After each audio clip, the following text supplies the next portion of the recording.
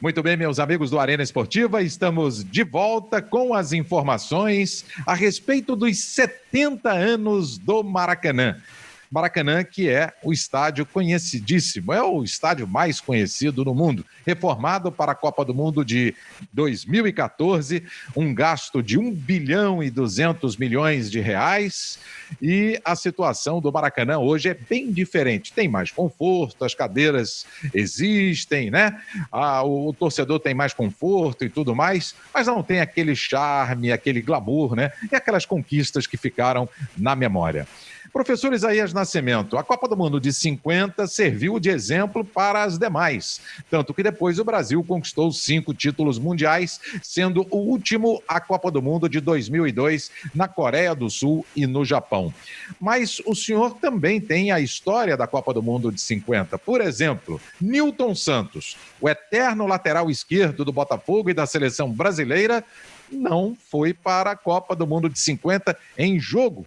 Flávio Costa, parece que de pirraça ali, não colocou o Nilton Santos em campo. Eu queria que o senhor desse esses detalhes, contasse para a gente, professor Isaías.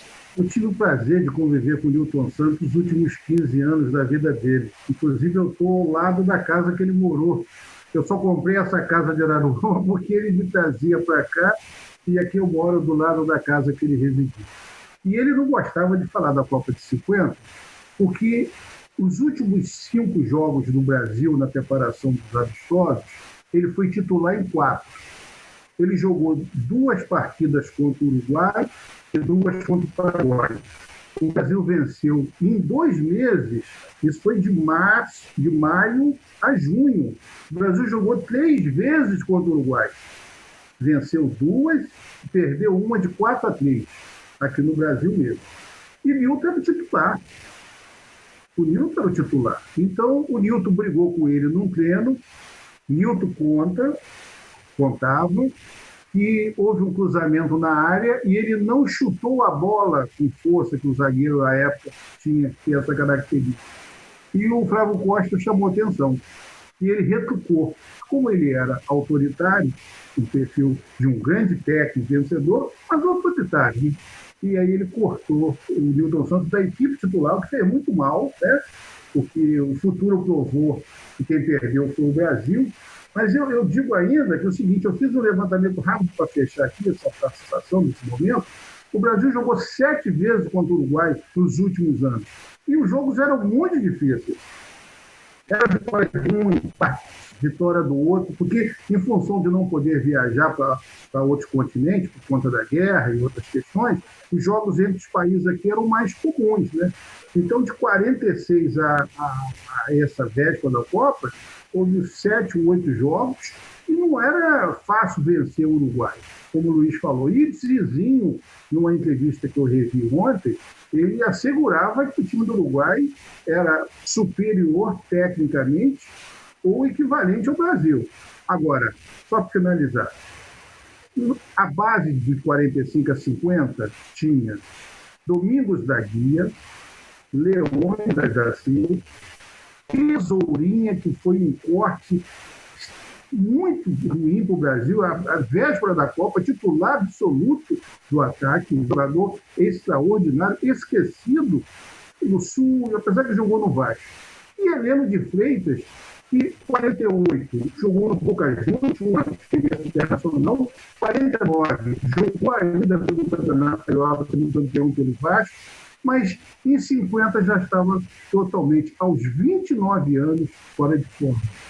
Professor Isaías Nascimento, eu queria falar a respeito ainda dessas histórias do Maracanã, né? Porque o Maracanã tem histórias e histórias, como de conquistas, também de tristezas, né? Shows do Maracanã, Frank Sinatra, Roberto Carlos, a vinda do Papa, enfim. Mas temos também as histórias da fogueteira, que naquela eliminatória para a Copa do Mundo, na eliminatória da Copa de 90, se não estou equivocado, não foi isso? Copa América 89. Copa América 89, perdão. Copa América 89, exatamente. Teve aquela cena do goleiro Rojas, do Chile, que ele fingiu que os fogos tinham atingido no supercílio, quando na realidade ele usou um objeto cortador, né, na sobrancelha, isso depois foi comprovado. Ele foi eliminado no futebol, mais tarde isso foi comprovado e chegou a pedir desculpas. Histórias e histórias que acontecem no estádio, né, professor Isaías Nascimento? Verdade.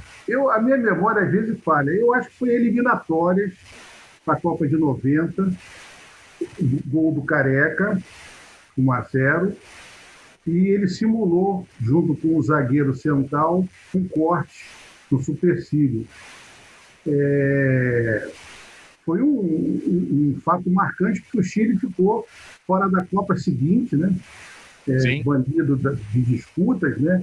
E é um fato que preocupou muito, que o Brasil correu risco ali, mas tinha João Avelange na retaguarda, o Ricardo Teixeira era já o presidente da CBF, né? Foi um fato marcante. E também tem fatos tristes, como aquela decisão de 92, entre Botafogo e Flamengo, que morreram torcedores caindo na arquibancada, talvez ali pouco 6 ou 7 torcedores, né?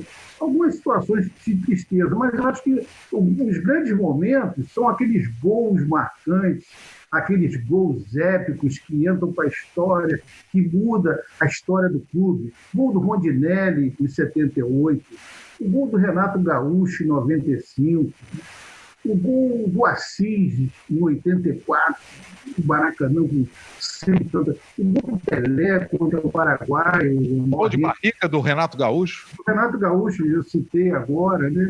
O jogo antológico do Garrincha, que foi o último grande jogo dele, como um jogador extraordinário, em dezembro de 62, Botafogo 3, Flamengo 0, né? Os jogos do Santos, aquela virada contra o Milan, né?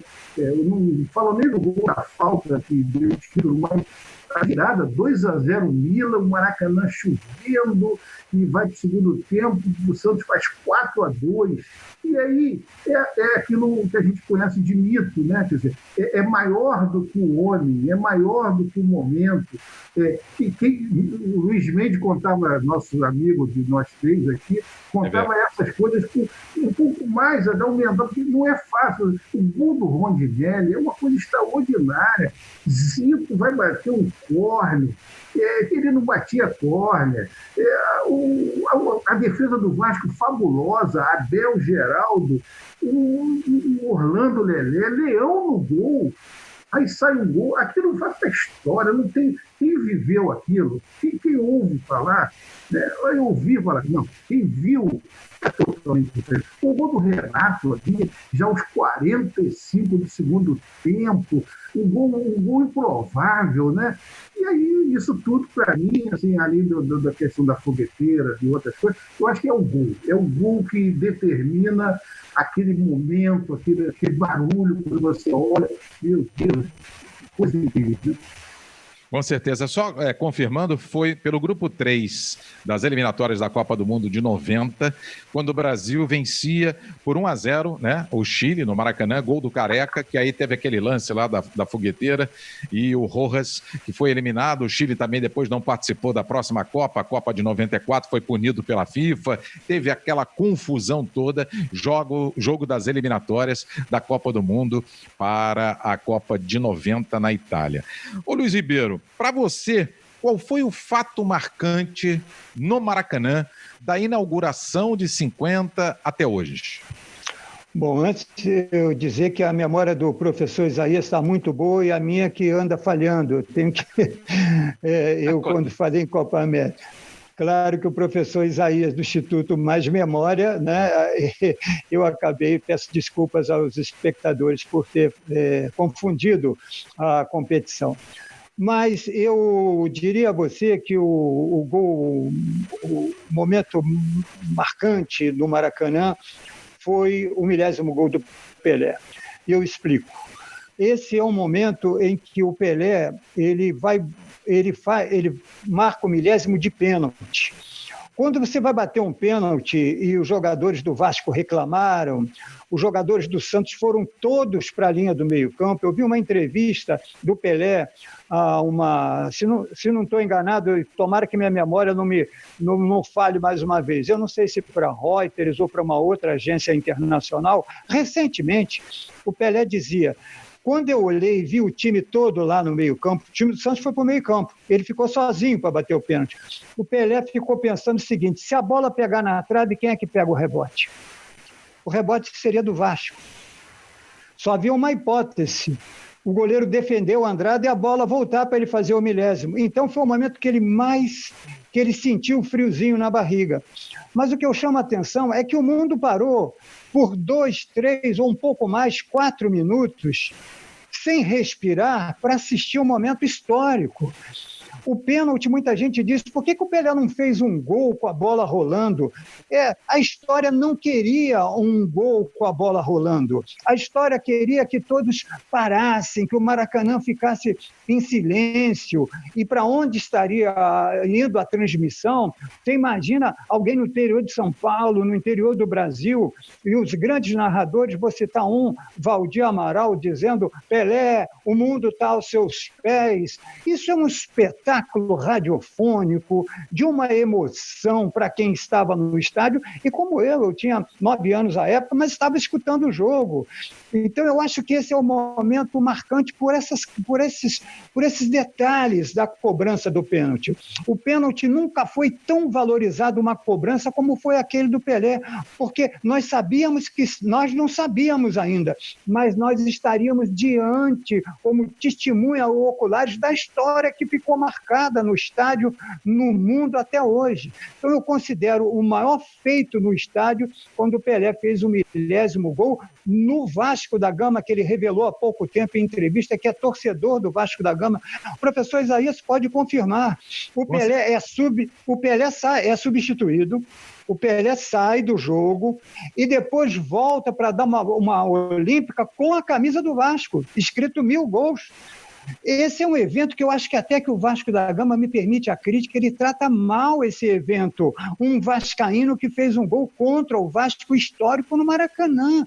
Tem que valorizar isso lá em São Januário, ou uma placa, ou um troféu, algo que faça referência. Não é um gol qualquer, é o maior gol do mundo na minha avaliação. Com certeza. Professor Isaías, temos um minutinho antes de encerrar aqui o Arena Esportiva. Queria que o senhor falasse, tecesse mais comentários dessa lembrança com muita propriedade que fez aí o Luiz Ribeiro. Eu corroboro com o Luiz, com certeza, que o grande momento é esse gol 1000, né?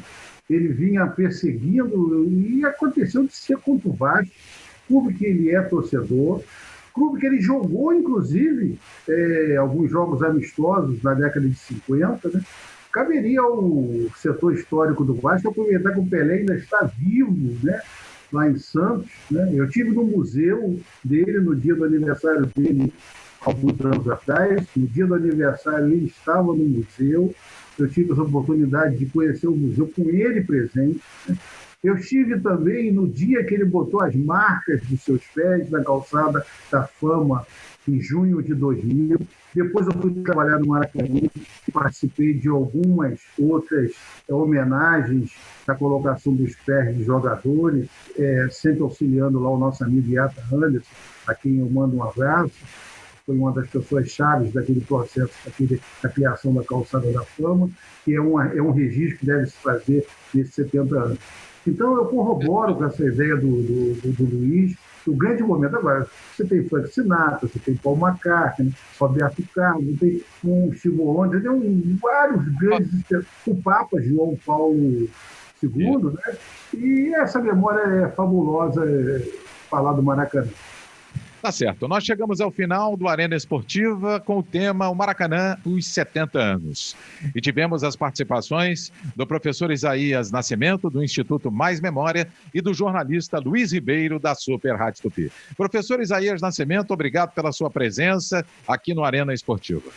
Guilherme, conte comigo sempre que precisar. Um forte abraço ao Luiz Ribeiro, uma pessoa que eu tenho como referência ética e moral da nossa sociedade brasileira. Um forte abraço, Luiz, sou seu fã. A você, Rui, e a esse projeto extraordinário, sucesso.